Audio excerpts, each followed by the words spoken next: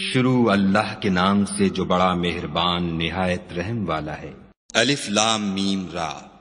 اے محمد صلی اللہ علیہ وآلہ وسلم، یہ کتاب الہی کی آیتیں ہیں اور جو تمہارے پروردگار کی طرف سے تم پر نازل ہوا ہے حق ہے، لیکن اکثر لوگ ایمان نہیں لاتے۔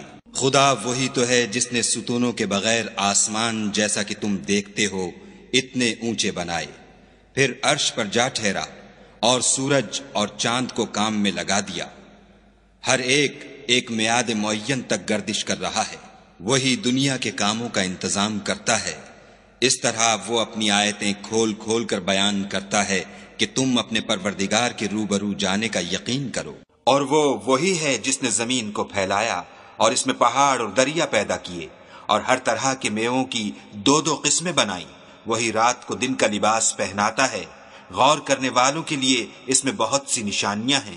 اور زمین میں کئی طرح کے قطعات ہیں ایک دوسرے سے ملے ہوئے، اور انگور کے باغ اور کھیتی اور کھجور کے درخت، بعض کی بہت سی شاخیں ہیں اور بعض کی اتنی نہیں ہوتی، باوجود کہ پانی سب کو ایک ہی ملتا ہے۔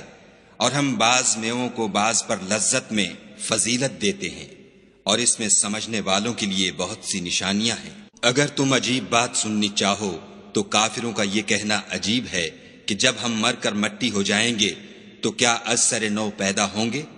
یہی لوگ ہیں جو اپنے پروردگار سے منکر ہوئے ہیں، اور یہی ہیں جن کی گردنوں میں طوق ہوں گے، اور یہی اہل دوزخ ہیں کہ ہمیشہ اس میں جلتے رہیں گے۔ اور یہ لوگ بھلائی سے پہلے تم سے برائی کے جلد خواستگار یعنی طالب عذاب ہیں، حالانکہ ان سے پہلے عذاب واقع ہو چکے ہیں۔ اور تمہارا پروردگار لوگوں کو باوجود ان کی بے انصافیوں کے معاف کرنے والا ہے، اور بے شک تمہارا پروردگار سخت عذاب دینے والا ہے۔ اور کافر لوگ کہتے ہیں کہ اس پیغمبر پر اس کے پروردگار کی طرف سے کوئی نشانی نازل نہیں ہوئی، سو اے محمد صلی اللہ علیہ وآلہ وسلم، تم تو صرف ہدایت کرنے والے ہو، اور ہر ایک قوم کے لیے رہنما ہوا کرتا ہے۔ خدا ہی اس بچے سے واقف ہے جو عورت کے پیٹ میں ہوتا ہے، اور پیٹ کے سکڑنے اور بڑھنے سے بھی واقف ہے، اور ہر چیز کا اس کے ہاں ایک اندازہ مقرر ہے۔ وہ دانائے نہا و آشکار ہے، سب سے بزرگ اور عالی رتبہ ہے۔ کوئی تم میں سے چپکے سے بات کہے یا پکار کر، یا رات کو کہیں چھپ جائے یا دن کی روشنی میں کھلم کھلا چلے پھرے، اس کے نزدیک برابر ہے۔ اس کے آگے اور پیچھے خدا کے چوکیدار ہیں جو خدا کے حکم سے اس کی حفاظت کرتے ہیں۔ خدا اس نعمت کو جو کسی قوم کو حاصل ہے نہیں بدلتا جب تک کہ وہ اپنی حالت کو نہ بدلے، اور جب خدا کسی قوم کے ساتھ برائی کا ارادہ کرتا ہے تو پھر وہ پھر نہیں سکتی، اور خدا کے سوا ان کا کوئی مددگار نہیں ہوتا۔ اور وہی تو ہے جو تم کو ڈرانے اور امید دلانے کے لیے بجلی دکھاتا اور بھاری بھاری بادل پیدا کرتا ہے، اور رعد اور فرشتے سب اس کے خوف سے اس کی تسبیح و تحمید کرتے رہتے ہیں۔ اور وہی بجلیاں بھیجتا ہے، پھر جس پر چاہتا ہے گرا بھی دیتا ہے، اور وہ خدا کے بارے میں جھگڑتے ہیں، اور وہ بڑی قوت والا ہے۔ سود مند پکارنا تو اسی کا ہے، اور جن کو یہ لوگ اس کے سوا پکارتے ہیں وہ ان کی پکار کو کسی طرح قبول نہیں کرتے، مگر اس شخص کی طرح جو اپنے دونوں ہاتھ پانی کی طرف پھیلا دے تاکہ دور ہی سے اس کے منہ تک آ پہنچے، حالانکہ وہ اس تک کبھی بھی نہیں آ سکتا۔ اور اسی طرح کافروں کی پکار بیکار ہے۔ اور جتنی مخلوقات آسمانوں اور زمین میں ہے، خوشی سے یا زبردستی سے خدا کے آگے سجدہ کرتی ہے، اور ان کے سائے بھی صبح و شام سجدے کرتے ہیں۔ ان سے پوچھو کہ آسمانوں اور زمین کا پروردگار کون ہے؟ تم ہی ان کی طرف سے کہہ دو کہ خدا۔ پھر ان سے کہو کہ تم نے خدا کو چھوڑ کر ایسے لوگوں کو کیوں کارساز بنایا ہے جو خود اپنے نفع و نقصان کا بھی اختیار نہیں رکھتے؟ یہ بھی پوچھو کیا اندھا اور آنکھوں والا برابر ہے، یا اندھیرا اور اجالا برابر ہو سکتا ہے؟ بھلا ان لوگوں نے جن کو خدا کا شریک مقرر کیا ہے، کیا انہوں نے خدا کی سی مخلوقات پیدا کی ہے جس کے سبب ان کو مخلوقات مشتبہ ہو گئی ہے؟ کہہ دو کہ خدا ہی ہر چیز کا پیدا کرنے والا ہے، اور وہ یکتا اور زبردست ہے۔ اسی نے آسمان سے میں برسایا، پھر اس سے اپنے اپنے اندازے کے مطابق نالے بہ نکلے، پھر نالے پر پھولا ہوا جھاگ آ گیا، اور جس چیز کو زیور یا کوئی اور سامان بنانے کے لیے آگ میں تپاتے ہیں اس میں بھی ایسا ہی جھاگ ہوتا ہے۔ اس طرح خدا حق اور باطل کی مثال بیان فرماتا ہے۔ سو جھاگ تو سوکھ کر زائل ہو جاتا ہے، اور پانی جو لوگوں کو فائدہ پہنچاتا ہے وہ زمین میں ٹھہرا رہتا ہے۔ اس طرح خدا صحیح اور غلط کی مثالیں بیان فرماتا ہے تاکہ تم سمجھو۔ جن لوگوں نے خدا کے حکم کو قبول کیا ان کی حالت بہت بہتر ہوگی، اور جنہوں نے اس کو قبول نہ کیا اگر روئے زمین کے سب خزانے ان کے اختیار میں ہوں تو وہ سب کے سب اور ان کے ساتھ اتنے ہی اور نجات کے بدلے میں صرف کر ڈالیں، مگر نجات کہاں؟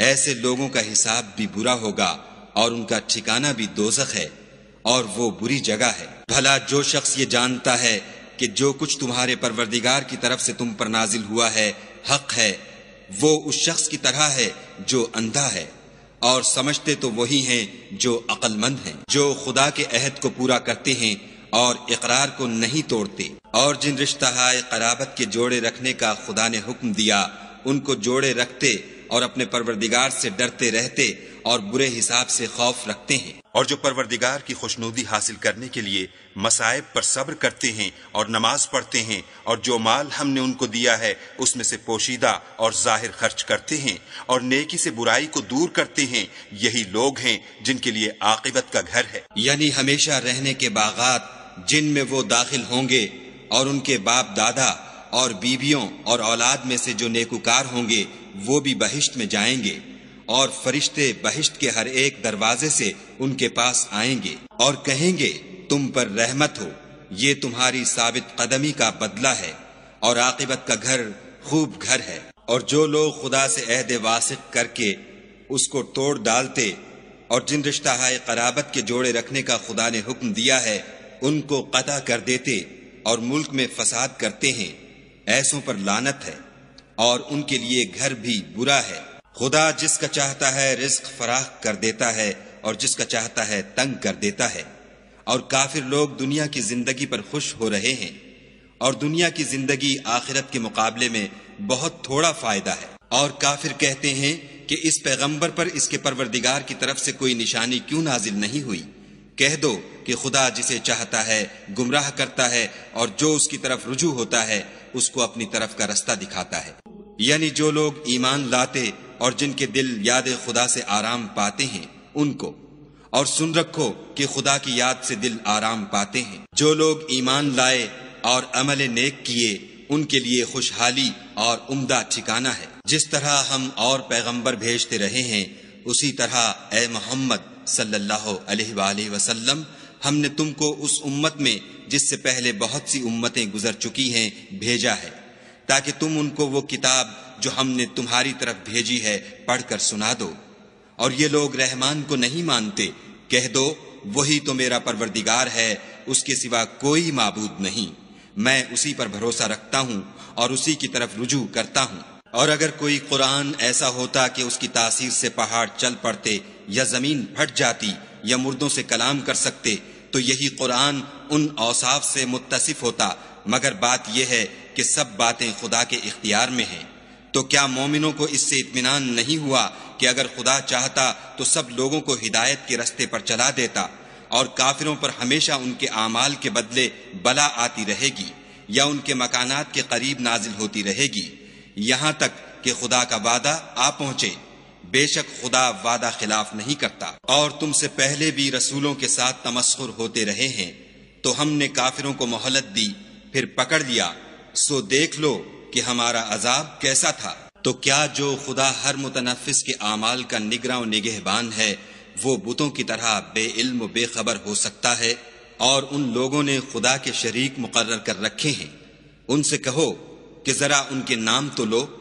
کیا تم اسے ایسی چیزیں بتاتے ہو جس کو وہ زمین میں کہیں بھی معلوم نہیں کرتا، یا محض ظاہری باطل اور جھوٹی بات کی تقلید کرتے ہو؟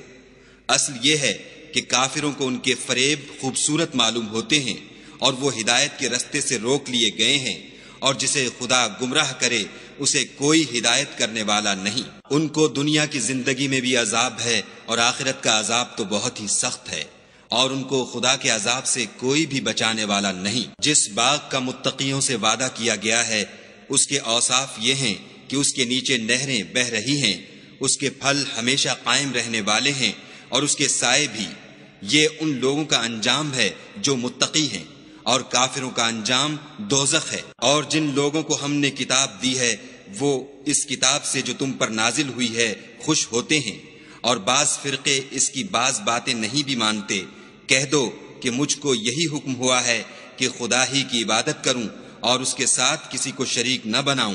میں اسی کی طرف بلاتا ہوں اور اسی کی طرف مجھے لوٹنا ہے۔ اور اسی طرح ہم نے اس قرآن کو عربی زبان کا فرمان نازل کیا ہے، اور اگر تم علم و دانش آنے کے بعد ان لوگوں کی خواہشوں کے پیچھے چلو گے تو خدا کے سامنے کوئی نہ تمہارا مددگار ہوگا اور نہ کوئی بچانے والا۔ اور اے محمد صلی اللہ علیہ وآلہ وسلم، ہم نے تم سے پہلے بھی پیغمبر بھیجے تھے اور ان کو بیویاں اور اولاد بھی دی تھی، اور کسی پیغمبر کے اختیار کی بات نہ تھی کہ خدا کے حکم کے بغیر کوئی نشانی لائے۔ ہر حکم قضا کتاب میں مرقوم ہے۔ خدا جس کو چاہتا ہے مٹا دیتا ہے اور جس کو چاہتا ہے قائم رکھتا ہے، اور اسی کے پاس اصل کتاب ہے۔ اور اگر ہم کوئی عذاب جس کا ان لوگوں سے وعدہ کرتے ہیں تمہیں دکھائیں، یعنی تمہارے روبرو ان پر نازل کریں، یا تمہاری مدت حیات پوری کر دیں، یعنی تمہارے انتقال کے بعد عذاب بھیجیں، تو تمہارا کام ہمارے احکام کا پہنچا دینا ہے اور ہمارا کام حساب لینا ہے۔ کیا انہوں نے نہیں دیکھا کہ ہم زمین کو اس کے کناروں سے گھٹاتے چلے آتے ہیں، اور خدا جیسا چاہتا ہے حکم کرتا ہے، کوئی اس کے حکم کا رد کرنے والا نہیں، اور وہ جلد حساب لینے والا ہے۔ جو لوگ ان سے پہلے تھے وہ بھی بتہری چالیں چلتے رہے ہیں، سو چال تو سب اللہ ہی کی ہے۔ ہر متنفس جو کچھ کر رہا ہے وہ اسے جانتا ہے، اور کافر جلد معلوم کریں گے کہ عاقبت کا گھر یعنی انجام محمود کس کے لیے ہے۔ اور کافر لوگ کہتے ہیں کہ تم خدا کے رسول نہیں ہو۔ کہہ دو کہ میرے اور تمہارے درمیان خدا اور وہ شخص جس کے پاس کتاب آسمانی کا علم ہے گواہ کافی ہیں۔